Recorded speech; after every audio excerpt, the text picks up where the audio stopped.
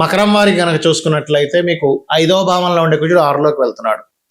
మకరం వారికి మకర లగ్నం అనుకోండి, రాశి అనుకోండి, 6లోకి వెళ్ళే కుజుడు మంచిదే. ఎందుకంటే శత్రువు మీద జయాన్ని ఇస్తాడు అని చెప్తుంది శాస్త్రం. మరి ఈ కుజుడు 6లో వెళ్తూ 9లో ఉండే శుక్రుడి మీద దృష్టి పడుతున్నందుకు మకరం వారికి ఈ అక్టోబర్ 3 నుంచి ఒక 43-44 రోజుల పాటు అక్కడ ఉంటాడు. కాబట్టి దీనివల్ల కలిగే ఫలితాలు, మనం కుజదోషం మనం భయపడుతూ ఉంటాం. అసలు అది ఎంతవరకు తీసుకోవాలి, కుజదోషాన్ని ఎలా తీసుకోవాలనేటువంటి పూర్తి ఇన్ఫర్మేషన్ అనేది ఇప్పుడు నేను చెప్పబోతున్నాను. ఈ యొక్క అంశాలు చెప్తుంది నేనైనప్పటికీ చెప్పిస్తుంది సాక్షాత్ లలిత అమ్మవారిగా భావిస్తూ, ఆ లలితాంబిక అమ్మవారి యొక్క అనుగ్రహం మీకు పరిపూర్ణంగా కలగాలని మనస్ఫూర్తిగా కోరుకుంటూ, ఇక్కడ మకరం వారికి 6లో కుజుడు స్పోర్ట్స్ రంగాల్లో రాణించడానికి, శత్రువుపై జయానికి, కోర్టు కేసు సంబంధించిన విషయాలు ఏమంటే ఖచ్చితంగా గెలవడానికి అనుకూలిస్తున్నాడు ఇక్కడ. కాకపోతే ఇక్కడ 6లో ఉండే కుజుడు అనవసరమైన గొడవలను కూడా ఇస్తాడు మొదటి వారంలో. అంటే మనం వద్దనుకున్న ఏదో గొడవ, ఏదో ఘర్షణ ఇస్తూ ఉంటాడు. 9లో ఉండేటువంటి శుక్రుడి మీద కుజుడు దృష్టి ఉంది కాబట్టి తండ్రి ఆరోగ్యం విషయంలోనూ, హైయర్ ఎడ్యుకేషన్ రిలేటెడ్ సంబంధించిన అంశాలలో, తీసుకునే నిర్ణయాల విషయాల్లోని, బ్యాంక్ ట్రాన్సాక్షన్ చేసే విషయాల్లోని, లాంగ్ జర్నీ చేసేటప్పుడు కాస్త జాగ్రత్తగా ఉండండి. మరియు ఉన్నత విద్యల కోసం మీ యొక్క సంతానాన్ని ఎక్కడికైనా వేరే దగ్గర పంపించేటువంటి అంశాల పట్ల కూడా మీరు కాస్త జాగ్రత్తగా ఉండండి. ఫ్రెండ్స్తో కొంచెం ఫ్రెండ్స్కి ఏదైనా పెద్ద మొత్తంలో ధనం ట్రాన్స్ఫర్ చేసే అంశాల పట్ల కూడా మీరు జాగ్రత్తగా ఉండాలి. ఇక మీరు నిత్యము చేయవలసిన దేవతారాధన ఏంటి? లలితా సహస్రనామాలు చదువుకోవడము. అందులో ముఖ్యంగా ఓం పంచప్రేతాసనాసీన పంచబ్రహ్మస్వరూపిణి చిన్మయీ పరమానంద విజ్ఞాన గణ రూపిణి నమః. ఇంకోటి ఏంటంటే ఏదైనా మంత్రం తీసుకుంటున్నాం గురువుల దగ్గర, నీచబడ్డ శుక్రుడు పంచమాధిపతి నీచబడ్డ ఉన్నప్పుడు తీసుకునే మంత్రాల విషయంలో మీకు సరైనటువంటి తీసుకుంటున్నారు లేదా, సరిగ్గా చేస్తున్నారా లేదా, ఒక్కొక్కసారి శక్తికి సంబంధించినవి కొన్ని ఉంటాయి. మీరు సరిగ్గా చేయకపోయినా, గురువు మంచిది ఇచ్చినా మీరు సరిగ్గా చేయకపోయినా అది ఎఫెక్ట్ ఇస్తుంది. కావున ఈ యొక్క విషయాలు జాగ్రత్తగా ఉంటారు. నవగ్రహాల్లో ముఖ్యంగా శుక్ర, కుజ, రాహుకేతు, శని గ్రహాల దగ్గర దీపారాధన చేయండి. లలిత రోజు చదువుకోండి, అన్ని విధాలు బాగుంటుంది. చాలా మందికి కుజుడు అనగానే కుజదోషమే గుర్తొస్తుంది. అయితే శాస్త్రంలో అసలు కుజదోషం గురించి ఏమని చెప్పారు? ఎక్కడా కూడా మీకు కేవలం లగ్నం నుంచి చూసుకోమన్నాడు కానీ చంద్రుడి నుంచి, రవి నుంచి, శుక్రుడి నుంచి చూసేస్తుంటారు. అలా గనక చూస్తే కుజుడు ఉండడానికి ప్లేసే లేదు. ప్రతి జాతకం పుట్టిన ప్రతి ఒక్కరికి కుజదోషం ఉంటుంది, అంతే కదా. అయితే ఈ కుజదోషాన్ని మనం అసలు ఎలా తెలుసుకోవాలి? 2 విధాలుగా ఉంటుంది కుజదోషం.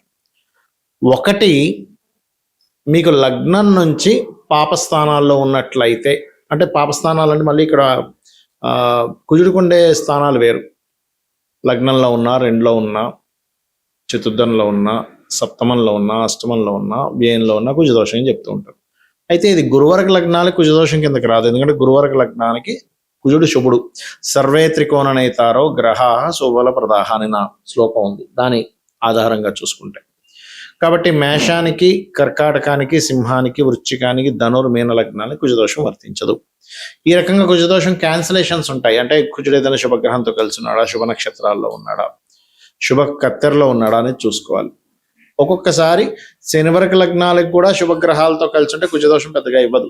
అంటే ఎవరెవరు ఏ లగ్నాలు? వృషభము, మిథునము, కన్య, తుల, మకర, కుంభ లగ్నాలు. అయితే ఇక్కడ ఏంటంటే ఎప్పుడు కూడా కుజదోషము అనగానే ఒకటి లగ్నం చూసుకోవాలి, రెండోది దాని స్థితి చూసుకోవాలి, మూడోది ఏ లగ్నానికైనా ఆ యొక్క స్థితి పాడైపోయి ఆ భావంలో ఉంటే ప్రతిసారి పెళ్లి మీదే చూపించదు కుజదోషం అనేది. బాగా అర్థం చేసుకోండి.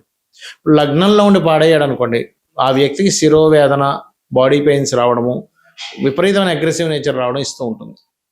2వ భావంలో ఉండి పాడయ్యాడు అనుకోండి, కుటుంబ కలహాలు ఇస్తూ ఉంటుంది. ప్రతిసారి మీకు వివాహం మీదకి వెళ్ళిపోకండి, కుటుంబం స్థానంలో ఉన్నాడు కాబట్టి కుటుంబ కలహాలు అర్థం చేసుకోవాలి. ఎలా అంటే ఇప్పుడు చూడండి, మనకి బాడీలో, మన బ్రెయిన్లో ఎక్కడో దగ్గర క్లాట్ ఏర్పడింది. క్లాట్ ఏర్పడినప్పుడు ఆ క్లాట్ ఏ బాడీలో ఏ పార్ట్కి సంబంధించింది అయితే ఆ పార్ట్ వాళ్ళకి వీక్ అవుతూ ఉంటుంది కదా. కొంతమంది చూడండి బాడీలో, బ్రెయిన్లో ఇక్కడ ఎక్కడో క్లాట్ అయింది అనగానే వెంటనే వాళ్ళకి చెయ్యి దగ్గర చెయ్యి పని చేయట్లేదండి, పెరాలసిస్ వచ్చింది, లేకపోతే కాలు పని చేయట్లేదండి, లేకపోతే ఇట్లా చెప్తూ ఉంటారు. అంటే దాని అర్థం ఏమిటి? ఒక్కొక్క నర్వ్ మీద దాని ప్రెజర్ పడ్డప్పుడు అది బాడీలో ఏ పార్ట్ మీద అయితే దాని యొక్క ప్రభావం చూపించాలో ఆ పార్ట్ మీద ఎలా చూపిస్తుందో కుజదోషం కూడా అంతే. కుజుడు పాడైపోయి 2వ భావానికి సంబంధం కలిగినప్పుడు, 2వ భావం అంటే కుటుంబ స్థానము, ధనస్థానము, ధనం వల్ల వివాదాలు రావడం ఇవిస్తుంది. అంతేగాని వెంటనే మనం తీసుకెళ్ళిపోయి వివాహానికి అంటగట్టకూడదు ప్రతిదీ కూడా. అది శాస్త్రంలో అలా లేదు, గుర్తుపెట్టుకోండి. మూడో భావం పరాక్రమ స్థానము, మంచి పరాక్రమం ఉంటుంది. కానీ పాడైపోయిన మూడో భావంలో ఉంటే అన్ని విషయాల్లో ఆర్గ్యుమెంట్స్ చేస్తూ గొడవలు పెట్టుకుంటూ ఉంటారు. నాలుగవ భావం అనుకోండి. చతుర్థ భావం అంటే ఏంటంటే మీకు చతుర్థం అనేది గృహభావంగా చెప్తూ ఉంటారు. గృహము, అలాగే ప్రాపర్టీ తీసుకోవడము, మరియు ఈ నాలుగో భావంలో పర్టికులర్గా కుజుడు కనుక పాడైతే అది కూడా వెంటనే వివాహానికి చెప్పకూడదు. ఎందుకంటే 4 నుంచి సప్తమని చూస్తాడు కదండి, చూస్తాడు, దాని ప్రభావం ఉంటుంది. కానీ ఎక్కువ 4th హౌస్ మీద ఉంటుంది. కాబట్టి ఏదైనా ప్రాపర్టీస్ తీసుకునేటప్పుడు మీ పేరు మీద తీసుకోకపోవడం మంచిది. ఏది కుజుడు పాడైతే బాగుంటే మళ్ళీ మంచిదే. అది శుభలగ్నం అంటే గురువర్గ లగ్నమై అంటే మేషం కానీ కర్కాటక సింహ వృశ్చిక ధనుర్మీన లగ్నాల్లో ఏదైనా అయ్యి అక్కడి నుంచి 4లో గురువు ఉండి చక్కగా ఉంటే భూముల మూలంగానే వాళ్ళు కోటీశ్వరులు అవుతారు. ఇది గుర్తుపెట్టుకోండి. అలా పాడైతే మాత్రం భూముల వల్ల ఇబ్బంది పడతారు. మరి 5వ భావంలో ఉన్నాడు, పాడైతే సంతానంతో ప్రేమించిన వారితోని గొడవలు అవుతూ ఉంటాయి. 6వ భావంలో ఉన్నాడు అనుకోండి, ఉదాహరణకు కుజుడు 6వ భావంలో ఉంటే శత్రువుపై జయం కలుగుతుంది వాళ్ళకి. అయితే ఇక్కడ పాడవకూడదు. పాడైతే హెల్త్ రిలేటెడ్ సంబంధించిన వాటిలో ఎక్కువ పెయిన్స్ ద్వారా వచ్చే ఇబ్బందులు ఎక్కువ వస్తూ ఉంటాయి. 7వ భావం అప్పుడు మాత్రమే వివాహము, వివాహ జీవిత భాగస్వామి యొక్క స్వభావం మీద దాని యొక్క ప్రభావాన్ని చూపిస్తూ ఉంటుంది. అష్టమం యాక్సిడెంట్స్ ప్రోన్స్ ఎక్కువ అవుతుంటాయి. అందుకే మేషలగ్నం వారికి కుజుడు పాడైతే కొంచెం యాక్సిడెంట్స్ అవుతాయి, జాగ్రత్తగా ఉండండి అని చెప్తూ ఉంటారు. భాగ్యము తండ్రి గారి మీద, తండ్రి యొక్క స్వభావం మీద, లాంగ్ జర్నీస్ వెళ్ళేటప్పుడు జరిగేటువంటి కొన్ని సంఘటనలు యాక్సిడెంట్స్ అవ్వడం లాంటివి మీద ఇస్తూ ఉంటుంది లాంగ్ జర్నీస్లో, ప్రతిసారి కాదు. దశమ స్థానంలో బాగుంటేనేమో వాళ్ళు లీడర్ అవుతారు, వాళ్ళు ఉండే కెరియర్లో. బాగోపోతే ఆ సుపీరియర్స్తోనే వీళ్ళు ఇబ్బంది పడుతూ ఉంటారు, కెరియర్లో ఇబ్బంది పడుతూ ఉంటారు. లాభస్థానంలో కుజుడు బాగున్నాడు అంటే అన్ని విధాల లాభం. స్పోర్ట్స్లోని, భూముల మీద, అన్నిటి మీద పాడైపోయాడు, లాభం వస్తుందనే ఆశ వల్ల పోగొట్టుకుని ఉంటాడు. 12వ స్థానంలో కుజుడు బాగుంటేనేమో తండ్రి ఆస్తి ఖచ్చితంగా వచ్చి తీరుతుంది, పాడైపోతే తండ్రి ఆస్తి గొడవల్లో ఉంటుంది. ఇలా కుజుడు ఎక్కడున్నాడనేది తీసుకోవాలి. అంతేగాని కుజుడు ఎక్కడున్నా సరే లగ్నం నుంచి, చంద్రుడి నుంచి, శుక్రుడి నుంచి, రవి నుంచి, ఇంకా శని నుంచి, గురువు నుంచి, అన్నిటి నుంచి చూసేసుకొని కుజుడు ఇక్కడ ఉన్నాడండి దోషం కదా అని వెంటనే అనేసుకోవడం కాదు. అవేంటంటే ఆ గ్రహానికి మూమెంట్ అవ్వడానికి ఎటువంటి ఫలితాలు వస్తుందనే ఒక పర్టికులర్ ప్రిడిక్షన్ చూసుకోవడానికి మాత్రమే ఆ భావనను చూసుకోవాలి. అంతేగాని ఈ జాతకుడి కుజదోషం అంత కట్టడానికి కాదు.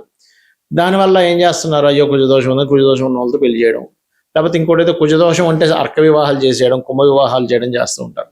అర్క వివాహాలు, కుంభ వివాహాలు కుజదోషం ఉంటే చేయకూడదు.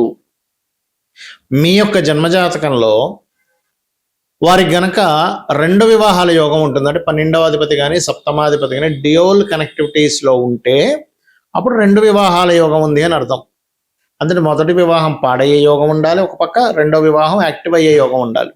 అది 7ము 12 2 కనెక్టివిటీలో ఉంటూ డ్యూయల్ సైన్ కనెక్టివిటీ రావాలి. అప్పుడు ఓకే, మొదటి వివాహం ఏదైనా డిస్టర్బ్ అయ్యి ఆ మహాదశలు నడిచేటప్పుడు అది 2వ వివాహం. కొన్నిసార్లు ఏమవుతుంది, అవతల వాళ్ళ జీవిత భాగస్వామి యొక్క జాతకం కనుక బలంగా ఉన్నప్పుడు అది 2వ వివాహానికి దారితీయకుండా సమ్ టైమ్స్ భర్త ఒక దగ్గర, భార్య ఒక దగ్గర. అంటే అమ్మాయి ఇక్కడ ఇండియాలో ఉంటే అబ్బాయి ఏమో విదేశాలకు వెళ్ళి ఉద్యోగం కోసం అమెరికా వెళ్తాడు, లేకపోతే ఒకే అమెరికాలో ఉంటూ ఇంకొక దేశంలో అబ్బాయి ఉంటాడు. అలాగా వేరువేరు చేస్తూ ఉంటుంది. అంటే ఆ రకంగా దోషం కూడా పోతుంది అనమాట. మనం దీన్ని పూర్తిగా అర్థం చేసుకోవాలి. మరి దీనికి ఏమిటండి పరిహారము?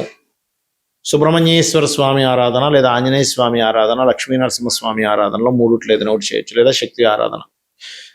ఇక రావి చెట్టు కిందని సర్పాలు ఉంటాయి, వాటి మీద పసుపు కుంకుమ గంధం కలిపిన వాటర్ని వేసి ప్రదక్షిణం చేయండి.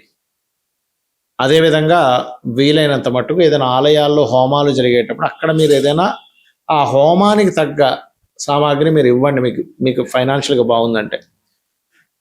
సంఘ సంబంధంగా అంటే మనం చూడండి, ఇప్పుడు బయట సొసైటీగా మనం ఏం చేస్తే బాగుంటుంది, కుజదోషం పోతుంది అంటే రక్తం కనుక మీకు పుష్టిగా ఉంటే రక్తదానం చేయండి, ఖచ్చితంగా కుజదోషం పోతుంది. అంటే మీ యొక్క రక్తం వల్ల ఇంకొకరి ప్రాణం నిలబడుతుంది కాబట్టి అది పుణ్యం కిందకు వస్తుంది, గుర్తుపెట్టుకోండి.